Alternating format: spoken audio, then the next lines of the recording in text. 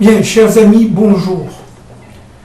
Avant de continuer la lecture et l'explication trop sommaire de ce que j'avais écrit dans les années 2007-2008 relatif à la mondialisation et à la constitution de cet être universel, je voudrais rappeler un certain nombre de points importants. D'abord, premier point, l'économie monde, c'est l'ensemble des systèmes et des structures, l'ensemble des types d'organisation, et nous savons ce que cela veut dire, qui vont permettre à la dynamique de l'histoire économique de former, dans le cadre mondialiste, les équilibres plus ou moins ajustés des rapports économiques et des rapports sociaux.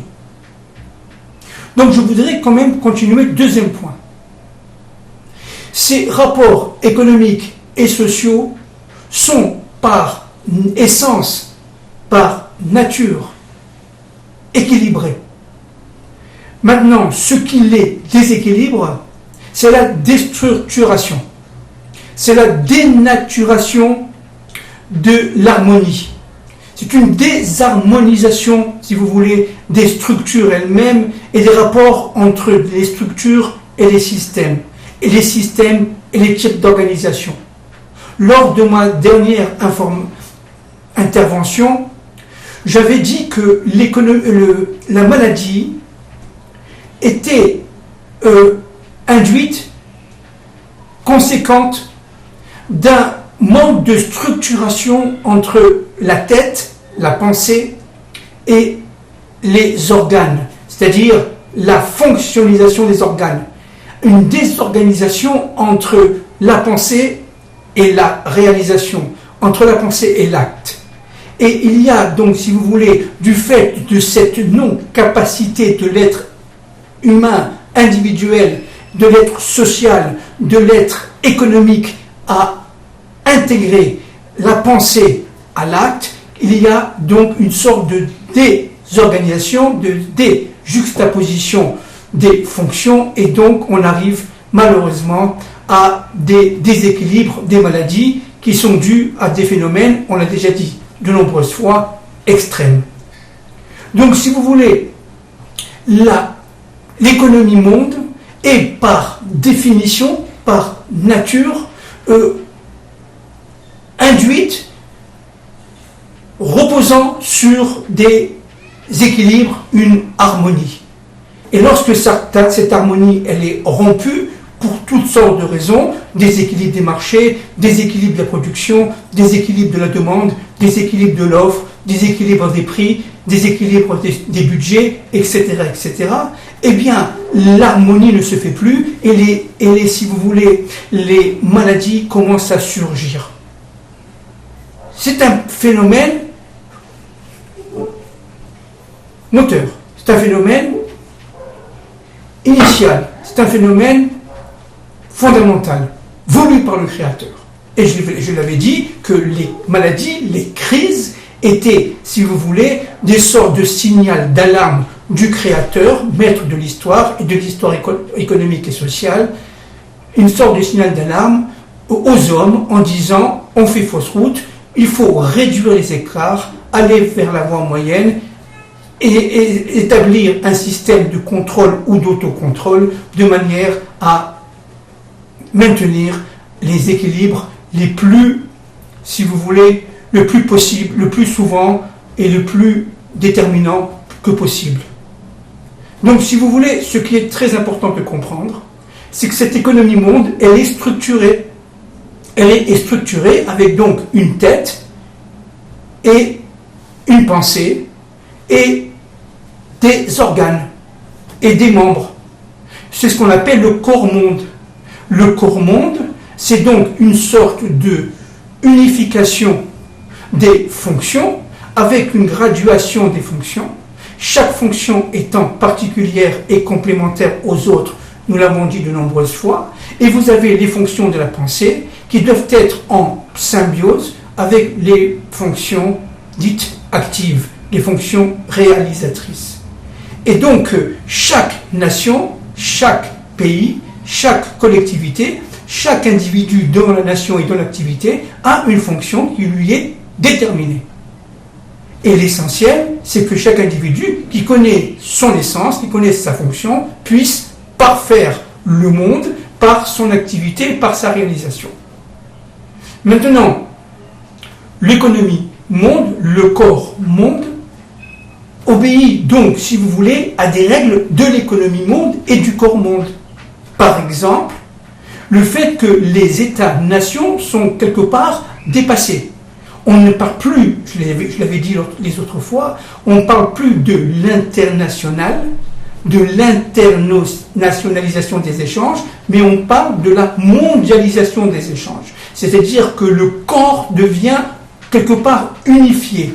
On va vers une unification des besoins, une unification des pouvoirs d'achat, une unification de la demande, mais aussi une unification de l'offre. Par exemple, avec l'économie monde, nous arrivons à une offre qui est de plus en plus monopolisatrice, de plus en plus concentrée. Nous avons une demande qui est elle aussi de plus en plus, disons, comparable, à pouvoir d'achat égal, quelle que soit la nation, quelle que soit la collectivité, quel que soit le pays. Et donc, si vous voulez, les comportements d'échange dans l'économie monde seront des comportements d'échange par définition de type mondialiste.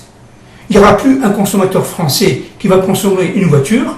Il y a, si vous voulez, un consommateur français qui a un pouvoir d'achat tant, comme le consommateur chinois ou le consommateur japonais. Et chaque consommateur, à partir de ce pouvoir d'achat et son âge, sa capacité d'achat, il va donc acheter cette voiture. On n'est plus du tout dans le monde de l'internationalisation de la production, on est dans le monde d'une économie globale, d'une économie concentrée. Et le deuxième point très important là-dedans, c'est que les États, eux, sont quelque part, je l'ai déjà dit plusieurs fois, sont quelque part secondarisés. Alors maintenant, les mécanismes, les équilibres qui découlent de tout cela sont évidemment très importants. Au niveau de la tête, les entreprises qui sont les plus concentrées, les plus dominantes, vont répartir et vont se répartir, si vous voulez, le pouvoir de la pensée économique, de la pensée scientifique, de la pensée en termes de high-tech, par exemple, aujourd'hui. Il va y avoir donc une sorte de spécialisation des entreprises selon les pays, selon les zones. Il y a des pays qui vont porter plus le high-tech que d'autres. Il y a des pays qui vont être plus des pays, disons, ateliers que d'autres. La Chine, par exemple, aujourd'hui, est à la croisée des chemins. Elle essaye de passer d'un pays atelier à une collectivité, disons, fondée plus sur les produits financiers et sur le high-tech. Elle est en train, donc, on l'a déjà dit la dernière fois, enfin une des dernières fois, elle va donc lancer un programme au niveau stratégique d'implantation et de structuration mondialiste qui fait que pour elle, il n'y a plus de frontières, le monde va se concentrer auprès des intérêts de marché, des intérêts qui sont par nature ceux des intérêts chinois, et ils vont donc s'approprier telle ou telle zone, tel ou tel port, tel ou tel aéroport, tel ou tel minerai, telle ou telle, évidemment, activité de production, et tout cela dans un plan, dans une structuration de type mondialiste. On ne va plus, la Chine de plus en plus va chercher non pas à exporter, mais à mondialiser. L'esprit sera complètement différent. Et tout le problème des pays développés, anciennement développés avec le mini-marché, comme les États-Unis ou l'Europe de l'Ouest, eh bien, ces problèmes-là sont des problèmes d'adaptation face à la mondialisation. C'est-à-dire qu'ils rentrent dans un monde tout à fait nouveau, avec des comportements qui sont plus ou moins intégrés et complémentaires les unes par rapport aux autres, mais ces pays ont un lourd passé derrière eux, qu'ils doivent gérer. La France ne peut pas gérer le problème de la mondialisation comme la Chine.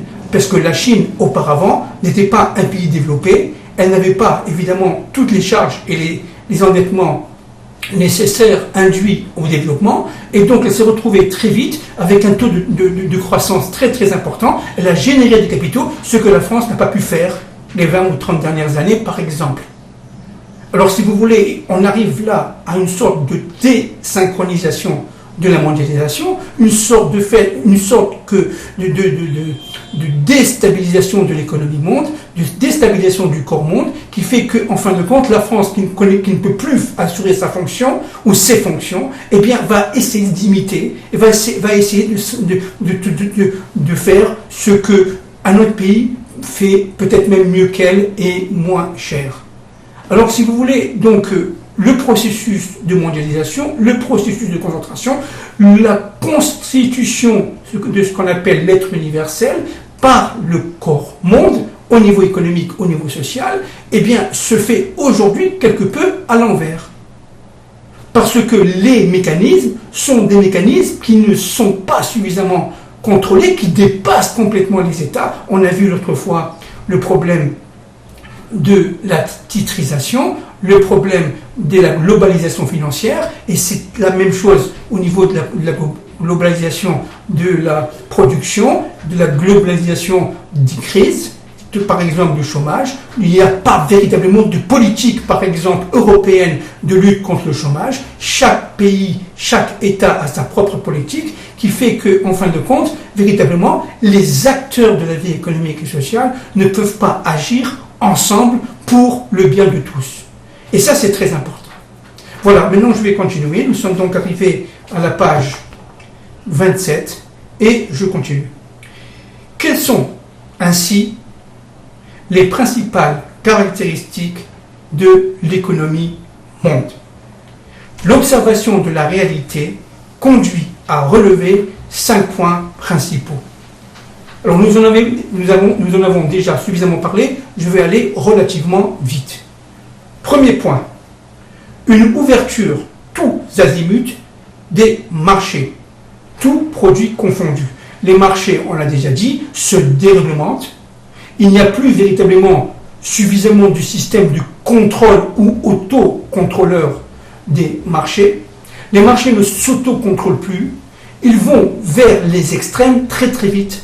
Si bien que, véritablement, il y a des opportunités financières qui se font, qui s'annoncent et qui se dévoilent. Il y a des opportunités commerciales qui se multiplient et que le plus malin, les plus rapides, les plus offrants vont empocher, si vous voulez, le gâteau. Et donc, ce qui est très très intéressant ici, c'est qu'en fin de compte, les structures du commerce international qui ont été établies au lendemain de la Seconde Guerre mondiale sont quelque peu, pour ne pas dire beaucoup plus, dépassées. D'accord? Et ce mouvement qui a été lancé par les accords du GATT à la fin de la Seconde Guerre mondiale, dans les années 1948, qui ont été revus et corrigés en 1995 avec les accords de l'OMC, l'Organisation mondiale du commerce, eh bien aujourd'hui sont quelque part dépassés. Deuxième point, une concentration extrême permettant l'apparition d'une entité productive macrocosmique. La firme mondialiste, on en a parlé, c'est-à-dire une firme dont les objectifs sont universels, extra-étatiques et fondés sur des stratégies d'expansion exclusives et surtout dominatrices. Nous sommes dans une économie de domination, nous sommes dans une économie de surpuissance. Et l'élément fondamental, c'est que la tête de l'économie monde n'est plus, si vous voulez, matérialisée par des États, concrétisée par des besoins nationaux, mais concentrée auprès de ces entreprises mondialistes qui vont utiliser à leur propre profit, les marchés et notamment les marchés financiers. Il existe en effet une différence de nature, nous sommes à la page 28, il existe en haut, il existe en effet une différence de nature entre les firmes multinationales de type traditionnel et les firmes transnationales à vocation mondialiste. Les premières, les firmes multinationales, on en a déjà parlé, mais je lis, s'organisent à partir d'une maison mère traditionnellement établie dans le pays d'origine. Par exemple, les États-Unis d'Amérique. Ford est une entreprise dont la maison mère se trouve à Détroit, aux États-Unis d'Amérique, et Ford est par définition, par essence, par origine américaine. Et dont le rôle principal est de concentrer les mécanismes de décision stratégique. Les deuxièmes, qui sont mondialistes, beaucoup plus globalisantes, régnant sur une économie monde dont les savoir-faire dépassent les États-nations, ont une direction par objectif éclaté et installée dans des niches hyper spécialisées et très compétentes, indépendamment des États et même des législations. C'est ce que j'ai dit tout à l'heure. Nous avons dit cela à plusieurs reprises lors de nos interventions précédentes. La firme mondialiste va s'implanter au niveau des départements de spécialisation dans des zones qui sont particulièrement avantageuses pour elle.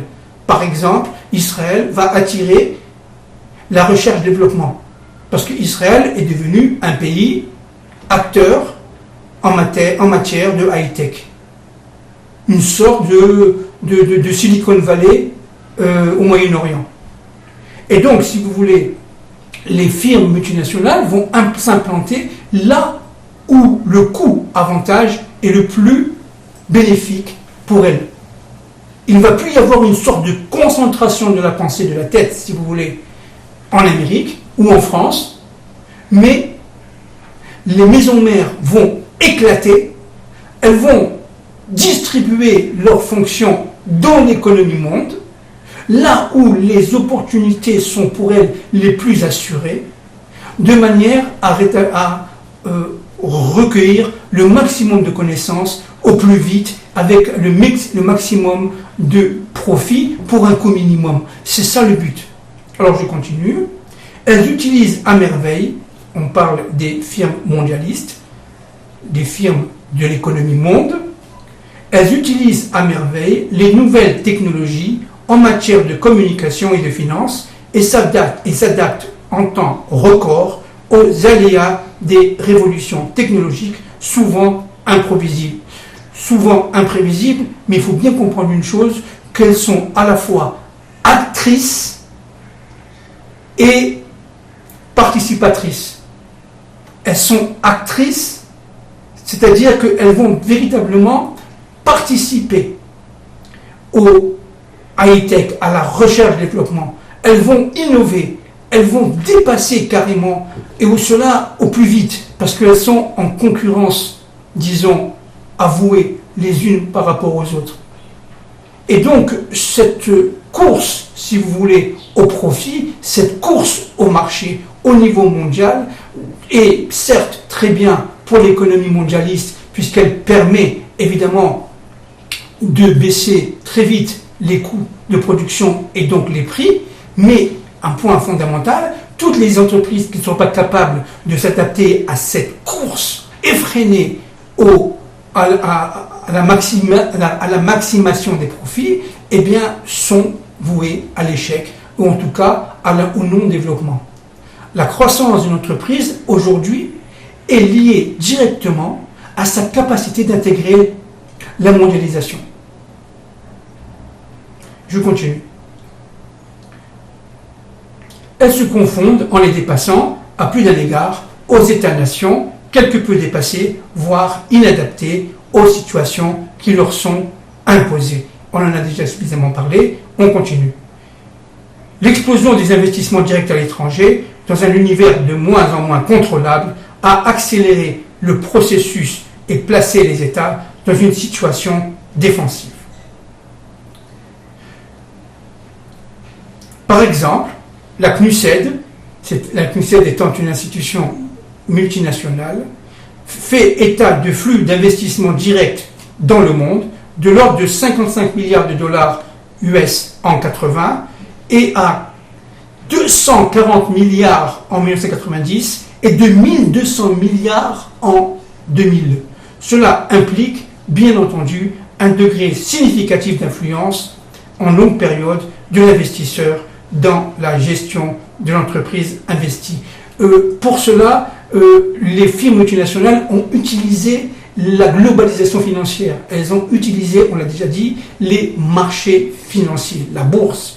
Et la bourse s'est développée sans aucun contrôle, en tout cas dans un second temps. Dans un premier temps, oui, dans un second temps, non, sans aucun contrôle, avec véritablement des super profits absolument capitalistiques d'un niveau non contrôlé et incontrôlable et de moins en moins contrôlable, si bien que une crise financière, comme on l'a dit les autres fois, peut arriver d'un moment à l'autre. Une crise des banques, les banques sont parfaitement très endettées dans le monde, je parle en termes de mondialisation, et donc cet endettement des banques peut entraîner une non-capacité de financement à leur égard, et donc une sorte d'effondrement peut-être Shalom, du marché monétaire et par ricochet du marché financier, les deux marchés étant reliés évidemment et complémentaires. Cela on dit long, nous sommes à la page 28, sur les rapports de force existants aujourd'hui au sein de l'économie monde. Troisième point, nous avons dit qu'il y avait 5 points, troisième point, une révolution technologique en matière de communication de pointe, système de réseau, couloirs, autoroutes d'information, etc. Ces réseaux reposent sur une série de facteurs prédominants, la rapidité des flux. Je répète, aujourd'hui, il est pratiquement impossible de contrôler les flux de capitaux à cause du fait que les flux financiers sont devenus électroniques, sont devenus vraiment à la vitesse d'un rayon laser presque. C'est-à-dire que véritablement, c'est celui qui est le plus rapide à appuyer sur une touche d'ordinateur et qui va, si vous voulez, acquérir le maximum de capitaux au moindre frais et à son propre bénéfice. Donc, si vous voulez, il y a ici une force de rapidité qui fait que, d'une dynamique de rapidité qui fait que les marchés, notamment les marchés financiers, sont de moins en moins contrôlables. On l'a déjà dit. Les acteurs du corps monde agissent aujourd'hui en temps réel. L'incorporation de nouvelles technologies dans les prises de décision nécessite des investissements lourds que seuls les grands groupes peuvent en fait disposer. Et la course est donc tout à fait inégale. Je suis à la page 29. La course est tout à fait inégale parce qu'il est évident que seuls les films de type mondialiste ont la capacité d'abord de dépasser les États, de dépasser la législation nationale, mais surtout, de financer des capitaux très très lourds, au moindre coût, avec un maximum de profit, de profitabilité. L'influence, nous sommes à la page 29 en haut, l'influence sur les producteurs à la source est d'autant plus grande. La difficulté de plus en plus réelle du contrôle.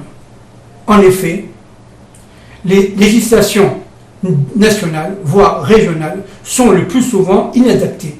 Les États sont en fait dépassés, rendant la réalité de plus en plus imprévisible. Tout ça, nous l'avons dit. D'où la difficile visibilité des données en vigueur. Quatrièmement, un marché prépondérant. L'économie de l'offre prime sur celle de la demande. Là, nous avons énormément parlé de cela, n'est-ce pas? Nous sommes dans une économie à haute intensité capitalistique, une sorte d'économie de l'offre avec, véritablement, nous avons même dépassé l'économie de l'offre. Nous sommes maintenant dans une économie fondée sur des perspectives mondialistes qui font que, véritablement, les comportements d'agents, les comportements et les mécanismes des agents, et les mécanismes qui vont pousser les agents à agir, eh bien, sont par nature mondialistes. On parle du corps monde, on parle de phénomènes qui sont de moins en moins contrôlables et de plus en plus lourds. Je continue. La difficulté de plus en plus réelle du contrôle. En effet, les législations nationales, voire régionales, sont le plus souvent, je reprends, inadaptées. Les États sont en fait dépassés, mais rendant la réalité de plus en plus imprévisible. D'où la gravité de la situation. La difficulté d'avoir un horizon visible. La visibilité est de plus en plus obscurcie. D'accord ? La visibilité est de plus en plus obscurcie. L'économie de l'offre, quatrième point, nous avons déjà dit, prime sur celle de la demande. La déréglementation plus azimut a renforcé les dominations au détriment du consommateur. La politique lancée, on l'a vu dès le début des années 80 aux États-Unis et en Angleterre, a conduit le marché à supplanter les règles sur lesquelles il reposait traditionnellement. Nous avons vu la déréglementation, la non-intervention directe de l'État dans la vie économique, la libre, si vous voulez, la liberté absolue des marchés, etc., la primauté des marchés, tout cela on l'a vu. La loi de l'offre et de la demande a par exemple été dépassée, détournée par des mouvements d'anticipation à court terme, devenus incontrôlables, voire incontournables. Ce qui définit aujourd'hui la force économique, c'est la capacité de comprendre, non plus à long terme, mais à court, voire même à très court terme. Et l'action se fait au jour le jour, en temps réel. En temps réel.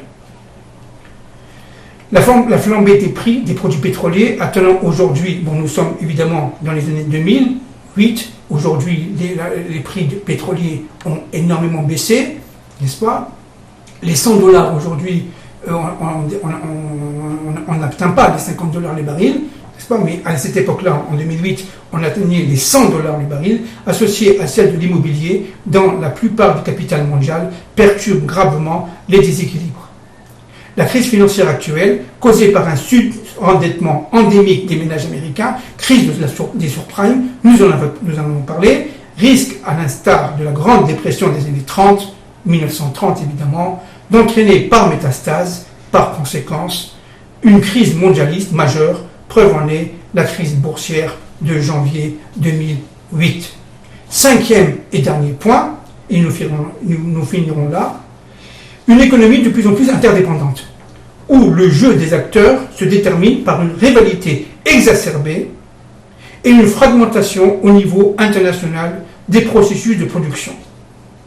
La mondialisation se manifeste donc par un processus de croissance accéléré des flux de toutes sortes, de moins en moins contrôlables, notamment au niveau des flux financiers, tout ça nous l'avons dit, et commerciaux, contribuant à la constitution d'un espace mondial intégré, dans lequel les micro- et macrosystèmes évoluent dans une dynamique d'inclusion-exclusion. L'être universel se constitue en toute obscurité. Bon, nous en avons énormément parlé. Je voudrais arriver au milieu de la page 30, de manière à finir un cycle de lecture, un cycle d'études et de raisonnement. Les techniques, les philosophies, les esprits, tout concorde à la conscience d'une humanité non pas régénérée, mais encore tributaire des contingences du moment. Nous vivons un temps où la réalité, elle est à très court terme. On vit au jour le jour, si vous voulez. La conscience d'une solidarité à travers les frontières, nourrie et amplifiée par une hyper-médiatisation des informations, rend la réalité à la fois palpable et fuyante. Les acteurs de la vie économique, nous on l'a vu, conscients du phénomène, sont dépassés, voire abasourdis par la dynamique création-destruction qui s'opère à un rythme effréné sous nos yeux. D'où le mal-être largement répandu, c'est ce qu'on appelait en France il y a quelques années la sinistrose, le fait qu'on sentait l'avenir avec pessimisme, que les prévisions, je l'ai déjà dit plusieurs fois, étaient obscurcies, on ne voyait plus clair, on vivait de plus en plus au temps présent, au jour présent, avec une peur fondamentale de perdre son emploi. Si vous voulez, la peur sourde aujourd'hui, c'est la perte de l'emploi, indépendamment de la maladie. Mais au niveau psycho-économico-social, c'est la perte de perdre son emploi qui est absolument un phénomène déstabilisant et extrêmement réducteur. D'où le mal largement répandu, la sinistrose, on vient de le dire, combinée à un espoir ardent de sortir enfin l'humain de la misère endémique, séculaire, est signe de notre temps. Et pourtant, jamais l'humanité n'a été si reliée Jamais elle n'a produit autant de richesses. Jamais l'humanité n'a été si près, mais si loin de l'autosuffisance. Plus elle semble s'unir, et plus les tensions, les failles, de plus en plus perceptibles apparaissent. Que se passe-t-il? Pourquoi en est-on arrivé là? Voilà, nous allons finir là pour aujourd'hui. Nous allons évidemment approfondir tout cela. Et la prochaine fois, donc, j'essayerai de vous expliquer quel est le mal fondamental par rapport, évidemment, à Jérusalem, par rapport à la Torah, par rapport à l'intervention de Dieu dans l'histoire. Pourquoi l'humanité est arrivée, pour ceux qui en sont conscients. Évidemment, malheureusement, beaucoup ne sont pas conscients parce qu'ils sont tous désinformés. On vit dans un monde de désinformation absolue. Donc, pour ceux qui sont conscients, évidemment, eh bien, il faut comprendre que Akadosh Baruch Hu nous donne ici les signes extrêmement actifs de la fin d'une civilisation. Et nous en verrons un peu les données et les, si vous voulez, les mécanismes rapidement, mais sûrement. Merci beaucoup. Que Dieu vous protège.